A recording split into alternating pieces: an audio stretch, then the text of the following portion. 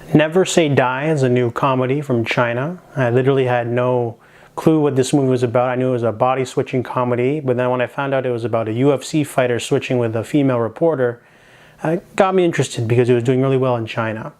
So this movie is about Edison. He is a MMA fighter who takes a dive in the opening scene. He's known for doing this just for money.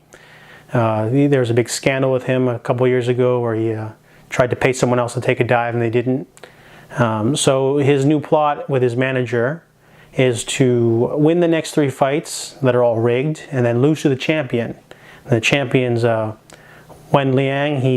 He's the one that wouldn't take the bribe from him 3 years earlier. His dad also owns the MMA empire.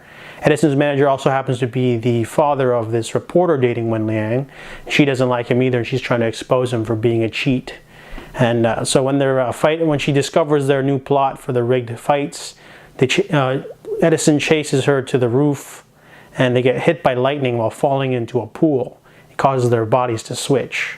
So it's like your typical body switching comedy, you know, something you'd see in like the 80s or 90s.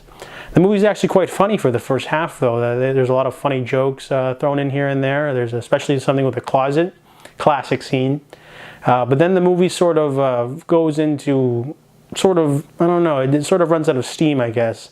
Halfway through, there's a couple of twists, and then they find themselves training with this eccentric vice principal, I guess, like of a temple. He's like not the master, he's like the sub-master, but he's like really eccentric, and they train in order to, you know, gain new techniques because in his body, she wants to fight Wen Liang because he broke up with her and he was cheating on her.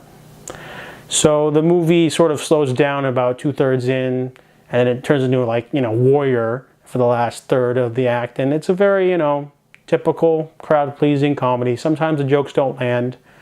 Overall, it's like a, you know, it's like fluffy entertainment. You know, it's nothing amazing, but it's okay.